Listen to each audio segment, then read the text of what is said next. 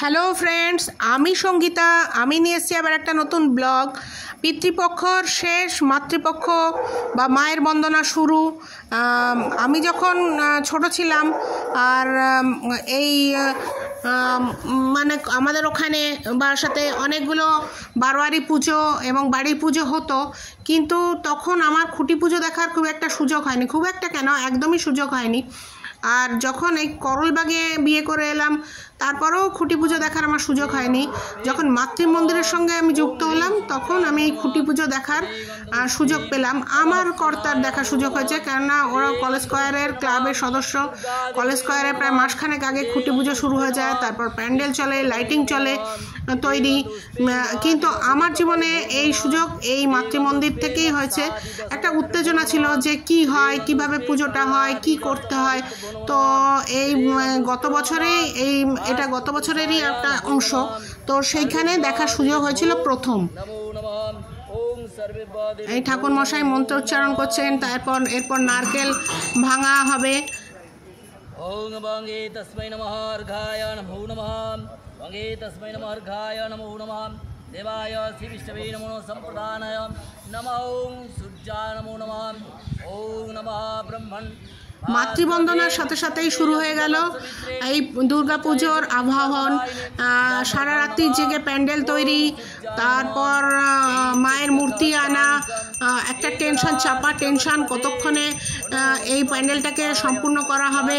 কারণ একটা টেনশন থাকে, বৃষ্টি যদি চলে আসে বা কোনো রকম সমস্যার সৃষ্টি হয়, প্যান্ডেল যদি ঠিক টাইমে শেষ না করা যায়, মায়ের মূর্তি আনা হয়ে গেছে, কোথায় রাখা হবে, এরকম নানা উত্তেজনা, অনেক টেনশন থেকে ধীরে ধীরে এই পূর্ণতা পায়, প্যান্ডেলটা তৈরি হয়, মাকে সাজিয়ে তোলা হয়।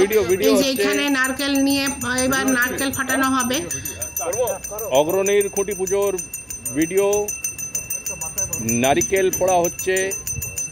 এই কিছু লোকের অক্লান্ত পরিশ্রমে, সবাই তো পুজোর সময় আমরা আনন্দ করতে যাই, কিন্তু কিছু লোকের অক্লান্ত পরিশ্রমে ধীরে ধীরে এই প্যান্ডেলটা তৈরি হয়।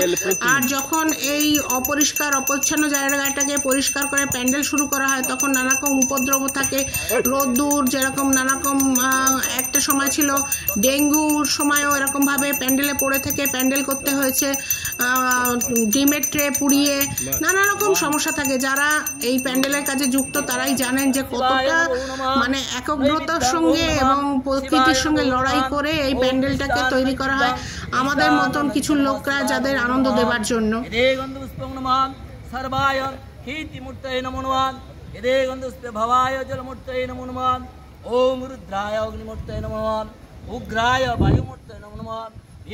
একটু একটু করে এই বিশাল মাঠটায় বিশাল প্যান্ডেল তৈরি হবে।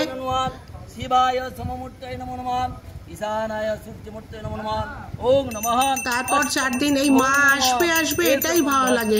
তারপর 4 দিন বাদে যখন মা চলে যান তখন সব আবার অন্ধকার। এই আসবেনটাই যেন কি আনন্দের। এইবার হচ্ছে এবারের খুঁটি পুজোর একটা অংশ। আগে যে অংশটা দেখালাম সেটা আগের বছরে উনি বড় ঠাকুর মশাই, ইনি ছোট ঠাকুর মশাই, একই ভাই, এরা ভাই। এবারে অমাবস্যা পড়েছে বলে মন্দিরে কালী পুজো আছে বলে উনি করলেন না, ইনি করছেন।